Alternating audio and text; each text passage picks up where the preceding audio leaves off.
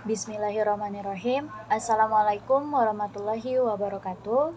Perkenalkan, nama saya Fardania Utaminingsi dan rekan saya Ismana Mira Nurfaiza. Kami dari kelompok 6 izin menjelaskan materi kami yang berjudul intelijensi, yang mana isinya adalah pengertian, faktor-faktor, ciri-ciri, teori, cara-cara, dan peran pendidik dalam pengembangan kecerdasan atau intelijensi ini, serta kita akan menjelaskan tentang kecerdasan majemuk, prinsip-prinsip, serta jenis-jenisnya. Yang pertama, pengertian intelijensi. Menurut Alfred Binet dan Theodore Simon, mendefinisikan intelijensi sebagai kemampuan untuk menetapkan dan mempertahankan suatu tujuan untuk mengadakan suatu penyesuaian dalam rangka mencapai tujuan itu dan untuk menilai keadaan diri secara kritis dan objektif. Menurut Thondike, mendefinisikan intelijensi sebagai suatu kemampuan untuk melakukan respon yang baik dan diaplikasikan dengan kecakapan untuk berhubungan secara efektif dengan hal-hal yang baru. Surya Subrata mendefinisikan intelijensi sebagai kapasitas yang bersifat umum dari individu untuk mengadakan penyesuaian terhadap situasi-situasi baru atau problem yang akan dihadapi. Dari pengertian yang telah dikemukakan oleh beberapa ahli, kami dapat menyimpulkan bahwa yang pertama, intelijensi adalah kemampuan menyesuaikan diri dengan lingkungan, beradaptasi dengan situasi-situasi yang baru dan beragam. Kedua, kemampuan untuk berpikir dan menggunakan konsep-konsep secara abstrak. Yang ketiga, intelijensi itu merupakan kemampuan untuk belajar atau kapasitas untuk menerima pendidikan, serta intelijensi adalah kemampuan umum pada diri seseorang dalam memecahkan masalah yang cepat, tepat, dan mudah. Yang kedua, faktor-faktor yang mempengaruhi intelijensi. Ada faktor-faktor yang mempengaruhi intelijensi seseorang, yaitu yang pertama, faktor bawaan. Penelitian tahun 1920-an menyatakan bahwa seorang anak yang berintelijensi tinggi merupakan turunan dari orang tuanya yang berintelijensi tinggi. Juga sebaliknya, anak yang lambat belajar karena memiliki orang tua yang berintelijensi di bawah rata-rata, maka anak tersebut akan menjadi intelijensi yang di bawah rata-rata atau rendah. Francis Galton pada tahun 1822 sampai 1911 berpendapat intelijensi yang dimiliki oleh seorang anak tidak sama dengan intelijensi yang dimiliki orang tuanya. Intelijensi anak-anak cenderung mengarah ke arah rata-rata.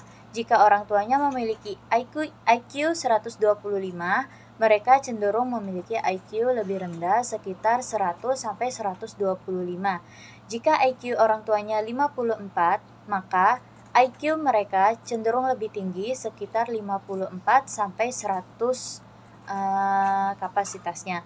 Salah satu penegasan tentang intelijensi menyebutkan bahwa intelijensi sebagai kemauan yang dibawa sejak lahir yang memungkinkan seseorang berbuat sesuatu dengan cara tertentu. Karena intelijensi merupakan faktor bawaan, maka sejak dini harus dibentuk dengan cara memberikan asupan yang baik pada anak. Yang kedua, faktor lingkungan. Salah satu faktor lingkungan yang penting bagi anak adalah gizi yang dikonsumsi dan rangsangan-rangsangan yang bersifat kognitif emosional dari lingkungan juga memegang peranan yang amat penting seperti pendidikan, latihan, berbagai keterampilan, serta stimulasi dari orang tua khususnya pada masa-masa sebelum dan sesudah kelahiran. Gerber dan Ware menyimpulkan bahwa semakin tinggi kualitas lingkungan rumah, cenderung semakin tinggi intelijensi yang dimiliki anak. 3 hal yang mempengaruhi perkembangan intelijensi anak dari lingkungan yaitu yang pertama, frekuensi jam membaca, yang kedua dari reward dari orang tua, ketiga, harapan dan semangat orang tua akan prestasi anaknya. Yang ketiga, faktor minat. Faktor minat mengarahkan perbuatan kepada suatu tujuan dan faktor ini merupakan dorongan bagi perbuatan itu. Yang keempat, faktor kebebasan. Kebebasan ini memiliki arti bahwa setiap individu dapat memilih metode-metode tertentu dalam memecahkan masalah mereka. Dalam diri manusia, Terdapat motif-motif yang mendorong manusia untuk berinteraksi dengan dunia luar. Manusia memiliki kebebasan memilih metode dan juga bebas memilih masalah sesuai kebutuhannya. Yang kelima, kematangan. Setiap organ dalam tubuh manusia mengalami pertumbuhan dan perkembangan. Setiap organ, fisik maupun psikis, dapat dikatakan telah matang jika manusia itu telah mencapai kesanggupan untuk menjalankan fungsinya masing-masing. Selanjutnya, pembentukan. Pembentukan ialah segala keadaan di luar diri seseorang yang mempengaruhi perkembangan intelijensi seseorang tersebut. Selanjutnya, pembawaan yang khas. Pembawaan yang khas akan mengarahkan perbuatan kepada suatu tujuan dan merupakan dorongan bagi perbuatan itu. Adapun faktor intelijensi lainnya yang digambarkan oleh seorang tokoh bernama Spearman, di mana beliau membagi faktor itu menjadi dua. Yang pertama faktor umum atau general factor atau faktor G, dan faktor khusus atau special factor atau faktor S. Yang pertama faktor umum atau general factor. Faktor ini terdapat pada semua individu, tetapi berbeda satu dengan yang lainnya atau mendasari semua perilaku orang. Faktor ini selalu didapati dalam semua penampilan.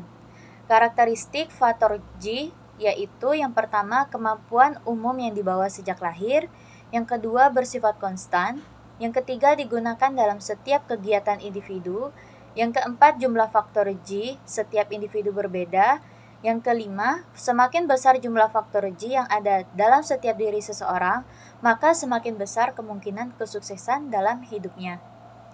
Yang kedua ada faktor khusus atau special factor. Faktor ini merupakan faktor khusus mengenai bidang tertentu yang berfungsi pada perilaku-perilaku khusus saja. Dan jika faktor S atau faktor spesial ini seseorang dalam bidang tertentu dominan, maka orang itu akan terlihat tepat dalam bidang tersebut. Faktor S mempunyai karakteristik yaitu yang pertama dipelajari dan diperoleh oleh lingkungan, yang kedua bervariasi dari kegiatan yang satu dengan yang lainnya dari individu yang sama, yang terakhir jumlah muatan S pada individu berbeda-beda. Pembahasan ketiga ialah ciri-ciri intelijensi. Menurut Edward I. Tom Dicke menyebutkan ada 3 ciri intelijensi. Yang pertama, kemampuan abstraksi. Abstraksi atau kemampuan bekerja dengan menggunakan gagasan atau simbol yang berkaitan dengan simbol verbal dan matematik. Yang kedua, kemampuan mekanik. Mekanik atau kemampuan bekerja dengan menggunakan alat mekanis dan kemampuan melakukan pekerjaan yang memerlukan aktivitas indera gerak atau sensori motor. Yang ketiga, kemampuan sosial. Sosial atau kemampuan untuk menghadapi orang lain di sekitar diri sendiri dengan cara yang efektif. Adapun ciri-ciri, menurut Carl Winterington mengemukakan 6 ciri-ciri intelijensi. Yang pertama, memiliki kemampuan yang cepat dalam bekerja dengan bilangan atau facility in the use of number. Yang kedua, efisien dalam berbahasa atau language efficiency. Yang ketiga, kemampuan mengamati dan menarik kesimpulan dari hasil pengamatan yang cukup tepat atau speed of perception. Yang keempat, kemampuan mengingat yang cukup tepat dan tahan lama atau facility in memorizing. Yang kelima, cepat dalam memahami hubungan atau facility in relationship. Yang keenam, memiliki daya khayal atau imajinasi yang cukup tinggi atau imagination. Secara umum, ciri-ciri intelijensi dapat disimpulkan bahwa pertama, to judge well, yang artinya dapat menilai. Yang kedua, to comprehend well, atau memahami secara menyeluruh. Intelijensi merupakan suatu kemampuan mental yang melibatkan proses berpikir secara rasional atau intelijensi yang dapat diamati secara langsung. Yang ketiga, to reason well, memberi alasan dengan baik. Intelijensi tercermin dari tindakan yang terarah pada penyelesaian diri terhadap lingkungan dan pemecahan masalah yang timbul daripadanya. Pembahasan keempat, teori intelijensi. IQ tidak hanya diukur berdasarkan skor tunggal. Sampai sekarang, teori-teori intelijensi dikembangkan dari indeks tunggal atau hanya ditunjukkan dengan IQ. kepada multi-indeks atau melibatkan pengukuran verbal, numerikal, perseptual, dan spasial. Menurut Stopo, pada tahun 1983 ada beberapa ahli yang menyampaikan teori intelijensi, antara lain yang pertama, teori unifaktor. Dikemukakan oleh William Stem pada tahun 1911, teori ini membahas tentang kemampuan umum atau kemampuan tunggal. Jumlah kemampuan yang dimiliki masing-masing individu dapat diarahkan ke kenyataan aktivitas. Oleh sebab itu, kemampuan umum hanya menyangkut dirinya sendiri dalam berbagai situasi pemecahan masalah, baik yang melibatkan memori, ruang, atau mekanik. Reaksi atau tindakan seseorang dalam menyelesaikan diri terhadap lingkungan atau memecahkan suatu masalah merupakan bersifat umum. Kapasitas umum itu timbul dari pertumbuhan fisiologis atau dari belajar. Setiap orang lahir dengan jumlah kemampuan umum yang berbeda. Efisiensi dalam menerapkan tergantung pada lingkungan mereka masing-masing. Teori ini merupakan teori sederhana karena hanya memiliki satu faktor. Yang kedua, ada teori dua faktor Spearman. Menurut teori ini, setiap orang memiliki kemampuan umum dan kemampuan khusus. Secara rinci, dapat dijelaskan bahwa setiap orang memiliki kemampuan umum dan kemampuan khusus yang berbeda-beda. Selain itu, setiap orang juga memiliki perbedaan jumlah dan jenis kemampuan umum serta kemampuan khusus. Orang yang intelijensinya mempunyai kemampuan umum yang luas, maka memiliki kapasitas untuk mempelajari berbagai ilmu pengetahuan. Dia dapat mempelajari bermacam-macam pelajaran seperti matematika, bahasa, sains, sejarah, dan sebagainya dengan menggunakan simbol-simbol abstrak. Orang yang mempunyai kemampuan umum sedang akan mempunyai kemampuan sedang pula dalam mempelajari bidangnya. Luasnya faktor kemampuan umum ditentukan pada gagasan bahwa fungsi otak tergantung pada ada dan tidaknya struktur atau koneksi yang tepat bagi situasi atau masalah tertentu yang khusus. Lebih lanjut, Spearman menjelaskan bahwa kemampuan khusus tersebut terdiri dari kemampuan verbal, kemampuan numerikal, kemampuan mekanikal, dan kemampuan perhatian serta imajinasi. Yang ketiga, teori multifaktor. Teori yang dikembangkan oleh E.L. Thorndike ini mengatakan bahwa intelijensi terdiri dari bentuk hubungan neural antara stimulus dan respon. Hubungan ini yang mengarahkan tingkah laku individu. Dalam intelijensi seseorang berisi multiproses khusus. Aktivitas mental merupakan jumlah yang tidak tentu dan merupakan kombinasi hubungan syaraf yang tidak terhingga jumlahnya. Jumlah hubungan syaraf tidak pernah sama antara tingkah laku mental yang satu dengan tingkah laku mental yang lainnya. Hal ini menggambarkan bahwa ada tingkat-tingkat kesulitan dalam tingkah laku mental. Ada juga Howard Gardner pada tahun 1983 berpendapat bahwasannya setiap orang-orang memiliki jenis-jenis intelijensi yang berbeda. Di antaranya yang pertama logikal matematikal, kepekaan dan kemampuan mengamati pola-pola logis dan bilangan serta kemampuan berpikir logis. Yang kedua, linguistik. Kepekaan terhadap suara, ritme, kata-kata, dan keragaman fungsi-fungsi bahasa. Yang ketiga, musikal, yaitu kemampuan menghasilkan dan mengekspresikan ritme, nada, dan bentuk-bentuk yang ekspresi musik.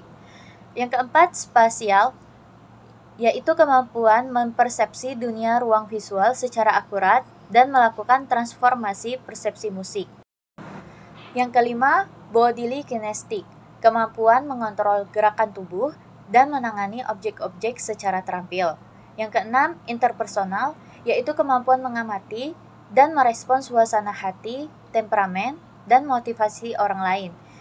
Yang ketujuh, intrapersonal, kemampuan memahami perasaan, kekuatan, dan kelemahan intelijensi sendiri. Yang keempat, teori sampling.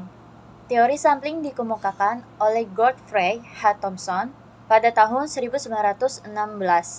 Menurut teori ini, item tes harus diseleksi secara random atau acak. Teknik ini berbeda dengan yang dikembangkan oleh Binet dan Spearman yang menggunakan teknik sampling proposis.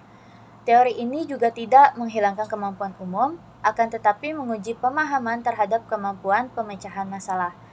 Yang kelima, teori kemampuan mental primer.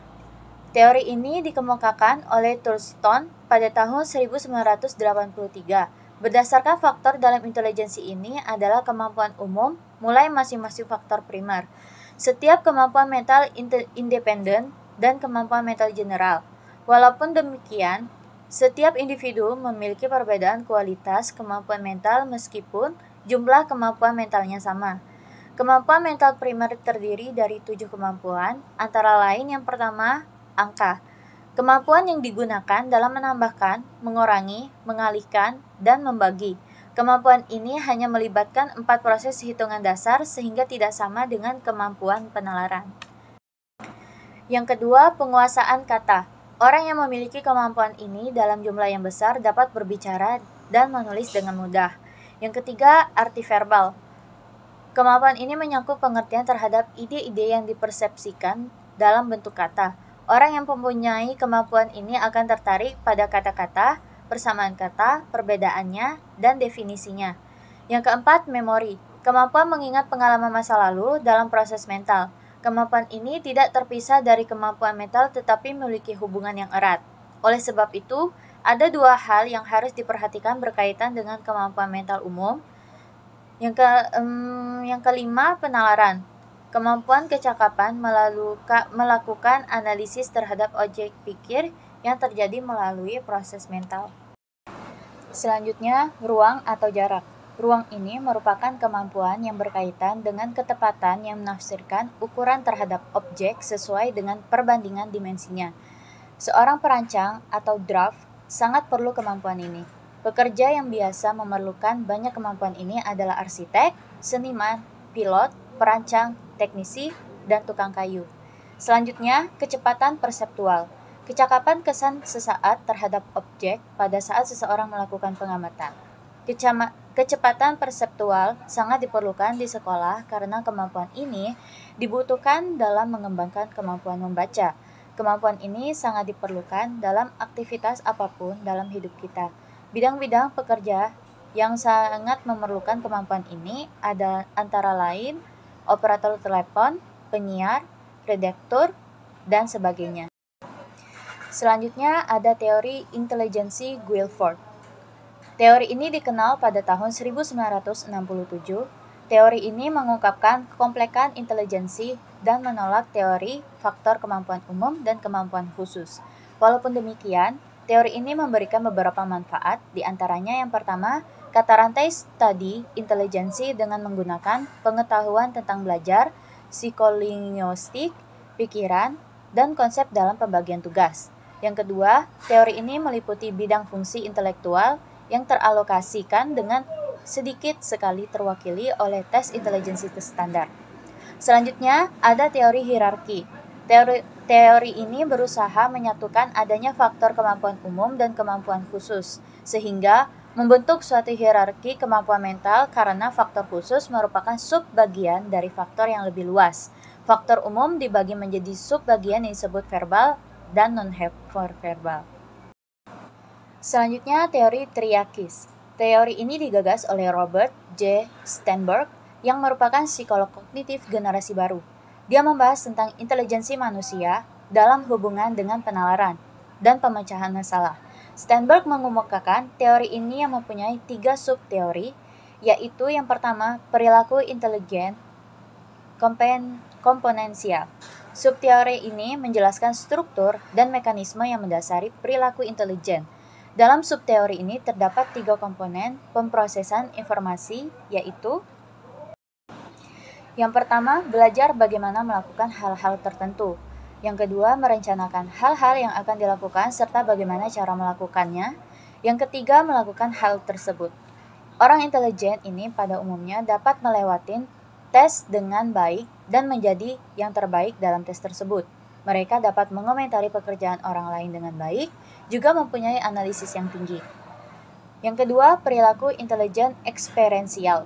Komponen ini memberikan fakta bahwa untuk nugas atau situasi yang unik, perilaku yang tepat secara kontekstual adalah perilaku yang tidak dianggap sebagai perilaku yang intelijen menurut pengalaman umum. Jenis intelijen ini paling nampak ketika seseorang dihadapkan pada situasi yang baru atau berusaha mengotomatiskan tugas tertentu. Orang-orang yang mempunyai komponen ini kemungkinan tidak memerlukan skor tinggi pada tes IQ, tetapi mereka kreatif. Pada umumnya, kemampuan mereka dapat menuntun dan pada kesuksesan dalam berbagai bidang, baik itu bidang bisnis maupun pertukangan. Selanjutnya, yang ketiga, perilaku kontekstual. Perilaku intelijen kontekstual meliputi yang pertama, adaptasi pada lingkungan, yang kedua, pemilihan terhadap lingkungan yang lebih optimal dibanding apa yang dilakukan individu pada umumnya, yang ketiga, menciptakan lingkungan yang lebih baik bagi peningkatan minat, keahlian, dan nilai-nilai. Perilaku intelijen kontekstual membantu seseorang menemukan hal apa yang paling sesuai lingkungan dengan cara mengubah salah satu maupun keduanya. Selanjutnya pembahasan yang kelima, yaitu pengukuran atau tes intelijensi. Yang pertama di sini saya akan membahas tentang sejarah tes intelijensi. Pada abad ke-15, di Cina telah berlangsung usaha untuk mengukur kompetensi para pelamar jabatan sebagai pegawai negara. Untuk diterima sebagai pegawai, para pelamar harus mengikuti ujian tertulis mengenai pengetahuan konfliksian klasik dan mengenai kemampuan menulis puisi dan komposisi karangan. Ujian ini berlangsung sehari semalam di tingkat distrik. Kurang dari 7% pelamar yang biasanya lulus ujian di tingkat distrik tersebut, kemudian harus mengikuti ujian berikutnya yang berupa kemampuan menulis prosa dan sajak. Akhirnya, barulah ujian tingkat terakhir diadakan di Peking, di mana di antara para peserta akhir ini hanya lulus sekitar 3% saja. Para lulusan ini dapat diangkat menjadi Mandarin dan boleh bekerja sebagai pegawai negara. Dengan demikian, dari ketiga tahap ujian tersebut, hanya 5 di antara 100.000 pelamar saja yang pada akhirnya dapat mencapai status Mandarin. Tidak jelas jenis pekerjaan kantor apa saja yang dapat dipegang oleh para lulusan yang telah berstatus Mandarin itu. Apabila status Mandarin itu merupakan semacam lisensi untuk bekerja di mana saja pada jenis pekerjaan apa saja, tentulah mata ujian yang berupa pengetahuan sastra dan kemampuan menulis prosa tidak merupakan prediktor prestasi yang cukup baik. Diferensiasi kemampuan pada jenis pekerjaan yang berbeda tidaklah dapat dilakukan dengan hanya mengujikan satu bidang kemampuan saja. Apabila pekerjaan yang dapat dimasuki oleh para Mandarin itu memang pekerjaan yang menuntut pengetahuan luas mengenai sastra dan kemampuan mengarang, maka sebenarnya apa yang dilakukan oleh para penguasa Cina waktu itu dapat dikatakan telah sesuai dengan prinsip kemampuan yang telah berkembang lebih akhir dan masih dipegang sampai sekarang ini. Baru pada awal abad ke-19, ujian semacam itu mulai dihilangkan sejalan dengan pesatnya kemajuan universitas-universitas. Baik, selanjutnya saya akan menjelaskan tentang macam-macam tes intelijensi. Yang pertama ialah tes Binet-Simon, yaitu sebuah tes yang ditemukan oleh Alfred Binet dan Theodore Simon di Prancis pada tahun 1908 sampai 1911. Yang kedua ialah tes Wechsler, yaitu sebuah tes yang dibuat oleh Wechsler Belleuf pada tahun 1993. Yang ketiga ialah tes progressive matrix, yaitu sebuah tes yang diciptakan oleh L.S. Penrose dan J.C. Raven di Inggris pada tahun 1938. Yang selanjutnya ialah tes intelijensi struktur tes, yaitu sebuah tes yang dikembangkan oleh Rudolf Amthor di Jerman pada tahun 1953. Yang selanjutnya ialah tes bahasa atau verbal. Yang keenam ialah tes rintisan Kettle, yaitu sebuah tes yang dirancang oleh James McKin-Kettle di Amerika pada tahun 1860 sampai 1944. Selanjutnya ialah manfaat tes intelijensi. Apa saja sih manfaat tes intelijensi itu? Yang pertama, dapat digunakan untuk seleksi penerimaan murid baru. Yang kedua, pembinaan atau mengevaluasi terhadap prestasi yang telah dicapai. Ketiga, mengelompokkan siswa pada program khusus. Yang keempat, hasil tes intelijensi dapat disumbangkan pada program pemilihan jurusan atau program studi. yang kelima dan yang terakhir ialah memudahkan menemukan data-data kepribadian. Selanjutnya ialah peran pendidik dalam pengembangan kecerdasan. Menurut Winata Putra, ada 3 cara yang dapat dilakukan untuk menciptakan suasana belajar yang mengembangkan semua kecerdasan, yaitu yang pertama, mengaktifkan seluruh indera belajar. Bagaimana cara mengaktifkannya? Yaitu pertama, melatih cara mendengar yang efektif. Kedua, melatih mata untuk membaca cepat dan efektif. Yang ketiga, melatih keterampilan menulis atau membuat catatan yang cepat dan tepat. Kedua, melatih silang intelijensi atau kecerdasan yang berbeda. Hal-hal yang dapat diperhatikan dalam membangun kecerdasan yang berbeda yaitu ialah 1. Pilih materi atau isi pelajaran yang khusus berdasarkan tingkat kesulitannya. Kedua, identifikasi semua kemampuan yang ada dalam setiap intelijensi. Ketiga, klasifikasikan isi atau bahan pelajaran sesuai dengan kemampuan-kemampuan yang ada di setiap intelijensi sampai menghasilkan satu stasiun intelijensi. Yang keempat, tempatkanlah setiap stasiun intelijensi ini di tempat-tempat yang sering dikunjungi pembelajar atau yang mudah terlihat bagi para pelajar di berbagai arah.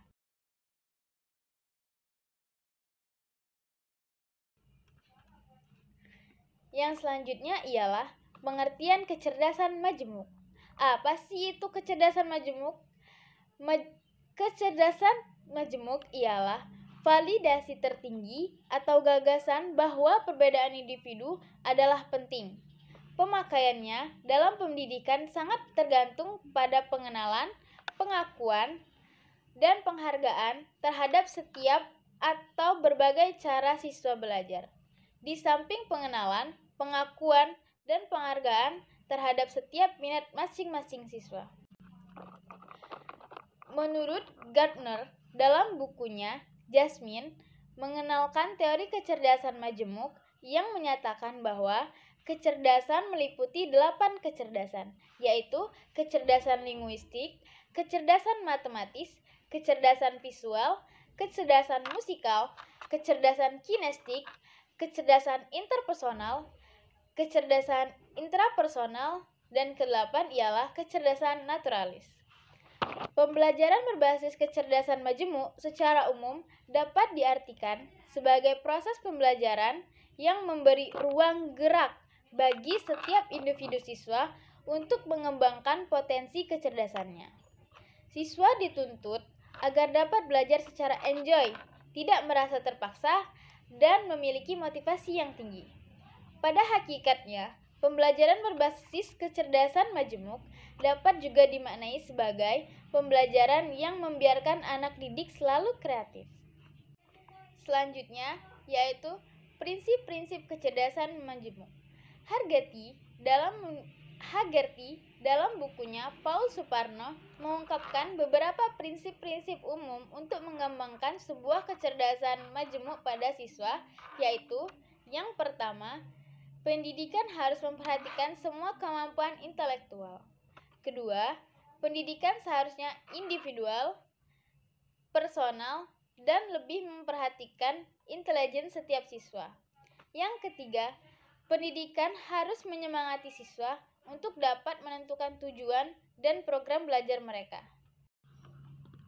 Keempat, sekolah harus menyediakan sarana dan prasarana atau fasilitas yang dapat dipergunakan siswa untuk melatih kemampuan intelektual berdasarkan kecerdasan zaman. Kelima, evaluasi belajar harus lebih kontekstual dan bukan tertulis saja. Keenam, pendidikan sebaiknya tidak dibatasi di dalam gedung sekolah, tetapi memungkinkan juga untuk dilaksanakan di luar sekolah, lewat masyarakat, kegiatan ekstra, serta kontak dengan orang lain atau para ahli. Selanjutnya ialah jenis-jenis kecerdasan majemuk. Gardner dalam bukunya yang berjudul Frames of Mind The Theory of Multiple Intelligence membagi kecerdasan manusia dalam 7 kategori dan kemudian berkembang menjadi 9 kategori. Apa saja 9 kategori itu? Yang pertama, kecerdasan bahasa atau linguistic intelligence. Yang kedua, kecerdasan matematika atau logic mathematical intelligence. Yang ketiga, kecerdasan ruang visual yaitu spatial intelligence. Yang keempat, kecerdasan gerak badani atau bodily kinesthetic intelligence. Keenam ialah kecerdasan interpersonal atau interpersonal intelligence. Ketujuh, kecerdasan. Baiklah, sekian presentasi dari kelompok kami. Kami ucapkan terima kasih. Wassalamualaikum warahmatullahi wabarakatuh.